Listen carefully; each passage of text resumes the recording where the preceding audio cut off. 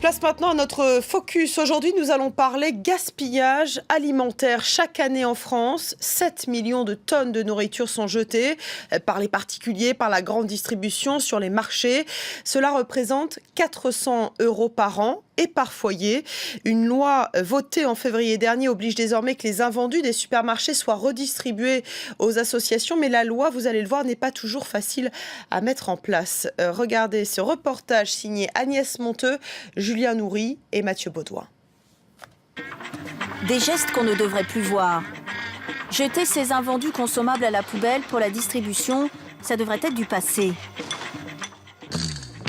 Il y a un an, Ségolène Royal partait en guerre contre ces gaspillages alimentaires.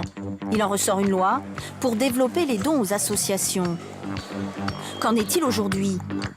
Ces pratiques sont-elles terminées? Pour le savoir, nous avons suivi un groupe de militants. Et quand on entend une voiture qui arrive, on se cache, quoi. Sésame. Une sorte de commando anti-gaspillage. C'est parti. Qui visite les poubelles des grandes surfaces la nuit. À l'intérieur de ce local, ils trouvent un peu de tout. Et on a des pains au lait. Là, tu vois, j'ai des pizzas, du jambon, j'ai du petit taboulé. Certains aliments sont périmés, mais plus d'un tiers sont toujours consommables. Là, c'est du poulet périmé du 14 d'aujourd'hui. Donc, elle est bonne. Il est du... il n'est pas périmé, il est du 13 novembre, donc on ne sait pas trop pourquoi il est là. 25 minutes plus tard, ils repartent, leur sac rempli. Waouh, là on est à peu près à 200 kilos pour un seul supermarché, donc c'est une bonne moyenne. Selon eux, rien n'a vraiment changé ces derniers temps. Il y a toujours des produits consommables dans les poubelles, un peu partout en France. Des produits qu'ils redistribuent le lendemain pour interpeller les passants sur ce gaspillage. Une tranche de jambon offerte, la deuxième elle est gratuite. C'est notre slogan. Normalement, ça devrait être donné plutôt que d'être jeté. Je ne sais pas si la loi est passée, mais a priori, c'était ça. Mais je vois qu'on jette toujours autant, quoi. Ça vous choque? Bah, évidemment. Que dit la loi? Sinon, En fait, la distribution a jusqu'en février 2017 pour ne plus jeter ces denrées consommables, sous peine d'une amende de 2 750 €. Les magasins doivent en priorité donner aux associations.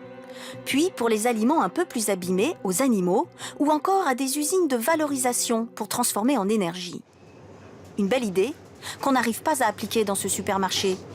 Comme tous les jours avant l'ouverture, les employés retirent des aliments des rayons. Ils sont d'hier, on ne peut pas les vendre aujourd'hui du coup. Périmés ou seulement abîmés? Elle est flétrie, la fin n'est pas jolie, on ne peut pas la vendre. Voilà. Tout finit à la poubelle. 75 000 € de pertes par an et beaucoup de mauvaise conscience. Tous les jours pareil, tous les jours on jette. Ça vous fait mal au cœur? Ben oui. Le directeur souhaiterait donner. Il a contacté différentes associations locales. Le problème, c'est qu'elles ne peuvent pas répondre à sa demande. Et les associations ne peuvent pas passer tous les jours sur le point de vente. Et moi je jette effectivement les produits tous les jours. Aujourd'hui, je n'arrive pas à trouver une association qui arrive à répondre à ma problématique. Du coup, pour aider la distribution, des intermédiaires ont vu le jour. Dans cet hypermarché, les aliments retirés des rayons sont donnés à ce chauffeur. Donc aujourd'hui, tu as 18 caisses en sec, 7 en frais. Voilà, je t'amène ça. Les denrées n'iront pas à la poubelle, mais partiront dans ce camion frigorifique. Direction les associations qui, elles, bien souvent, ne disposent pas de ces moyens. Même lorsque l'on donne, il faut être capable de garantir que les produits que l'on donne sont des produits en bon état sanitaire. Voilà comment ce magasin donne 85 tonnes de nourriture par an. Même si le service est payant, il s'y retrouve. Il défiscalise et récupère 60% de la valeur de ces aliments donnés. Une aide également bienvenue pour les associations. Dans cette banque alimentaire, les dons ont augmenté de 10% cette année. Pour gérer ce nouvel afflux, les associations doivent déjà s'organiser. Les banques alimentaires en France, ce sont 5000 bénévoles. Et pour bien faire, il en faudrait presque 1000 de plus. Oui, donc il y a des manques aujourd'hui. Le challenge est énorme. Aujourd'hui, seul un produit consommable sur 10 serait donné. Près d'1,5 million de tonnes d'aliments sont toujours gaspillés par la distribution. Et pour parler de ce gaspillage alimentaire, nous sommes avec Jean Moreau. Bonjour. Bonjour. Merci d'être avec nous. Vous êtes le président et le cofondateur de Phoenix. Vous cherchez des solutions pour diminuer toutes les formes de gaspillage. J'aimerais d'abord vous faire réagir sur le reportage qu'on vient de voir.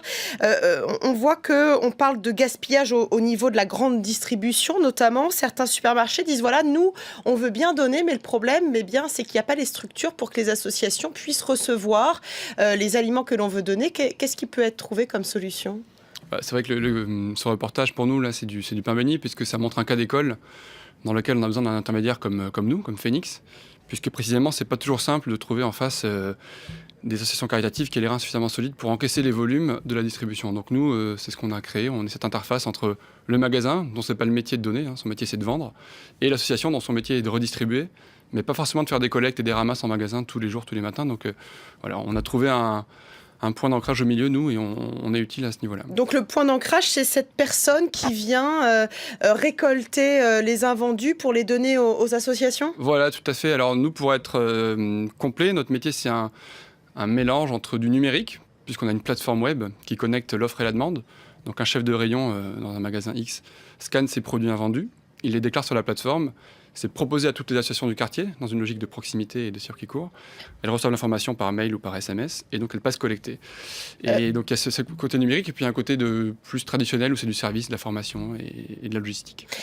On a l'impression aussi qu'il faut que les consommateurs changent leurs habitudes. Je crois que les fruits et légumes, c'est plus de la moitié des produits jetés dans le monde, parce qu'ils sont un peu abîmés, parce qu'ils sont plus trop consommables. Est-ce qu'il ne faudrait pas arrêter finalement de faire la fine bouche? C'est aux consommateurs de se remettre en question? Alors ça c'est clair, la grande distribution est souvent pointée du doigt, parce que c'est un coupable assez facile et sur lequel on aime bien taper, mais en réalité c'est seulement 5 à 7% du gaspillage, et le gros, il est chez le consommateur, dans votre frigo quand vous partez en week-end et que vous laissez périmer les yaourts et le jambon, ou quand vous partez en vacances et que vous oubliez de le vider. Donc le gros du travail, il est chez le consommateur, qui pèse à peu près 40% du gaspillage en France, et ça passe par effectivement de l'éducation aussi sur les fruits et légumes moches, tous les fruits et légumes hors calibre, hors cahier des charges, qu'il faut apprendre à consommer et qui ne sont pas forcément à jeter. Manger une pomme un peu abîmée ou une tomate un peu déformée. Je crois qu'il y a beaucoup de gaspillage aussi chez les producteurs agricoles. Je crois que ça représente 25%. Les producteurs ont leur part. Il faut sensibiliser tous les acteurs de cette chaîne alimentaire finalement. Oui, tout à fait. On considère, alors le chiffre de l'ADEME, qui est un peu le référent en la matière, montre qu'un tiers de la nourriture qui est produite au niveau de la planétaire est gaspillée aux différents maillons de la chaîne, ce qu'on appelle du champ jusqu'à l'assiette. Donc effectivement, les producteurs sont un maillon de la chaîne sur lequel il faut travailler, au même titre que la distribution. Mais concrètement, il faut leur dire quoi aux producteurs? Alors concrètement, il faut leur apprendre et leur offrir des services et des outils pour valoriser tous leurs écarts de production, toutes leurs chutes, tous leurs fruits et légumes moches, tous leurs pépins logistiques ponctuels, un camion qui reste bloqué en cas de grève, en cas de gel par exemple sur les routes. Donc voilà, il y a plein d'événements qui font qu'un produit n'est pas sur le marché. Alors avant de parler de l'autre gaspillage, parce qu'il n'y a pas que le gaspillage alimentaire, j'aimerais juste vous poser une question sur la restauration. Oui. Beaucoup de gâchis aussi dans les restaurants. Ces derniers temps, on voit un peu se développer la tendance des doggy bags qui est plus importante à l'étranger. Est-ce que là en France, on a un effort à faire aussi à ne pas finalement hésiter à demander un doggy bag en partant du resto? Oui, tout à fait, c'est valable au restaurant. Et c'est valable dans ce qu'on appelle la restauration collective aussi, donc les cantines des collèges, des lycées, des hôpitaux, des entreprises, où on pourrait imaginer, c'est ce qu'on est en train de faire nous, une application qui dit ah bien je quitte le boulot à 18h, j'apprends qu'il reste 50 parts de quiche de midi, je les commande, je les achète à tarif réduit et je pars en doggy bag avec pour nourrir mes enfants le soir. Donc voilà, c'est un champ le gaspillage où il y a encore plein de choses à faire. Il y a énormément de possibilités. Gaspillage alimentaire, mais aussi gaspillage non alimentaire. Là, je veux aussi vous poser une question avec l'obsolescence programmée dont on parle régulièrement. Exemple très concret. L'iPhone 4, on a appris hier qu'il allait ne plus pouvoir être réparé d'ici à la fin du mois, là, car la marque Apple ne peut plus fabriquer ou ne veut plus fabriquer les pièces. Cela interroge. On jette notre téléphone parce qu'il ne peut plus être réparé? Alors ça, c'est vrai que c'est aussi une grosse tendance de fond. Dans l'économie circulaire, il y a la réparabilité. Et donc, on voit qu'il y a pas mal de sociétés, de jeunes startups qui se positionnent là-dessus aussi, sur soit identifier le réparateur de quartier le plus fiable et le plus proche, soit travailler sur ce qu'on appelle l'éco-conception en amont aussi, c'est-à-dire faire en sorte que le produit soit réparables. Il y a des grandes marques qui s'engagent aussi sur la réparabilité des produits et sur des garanties constructeurs, des garanties distributeurs. Donc voilà, c'est une tendance de fond et l'obsolescence programmée n'a pas le vent en poupe, non, ça c'est une certitude.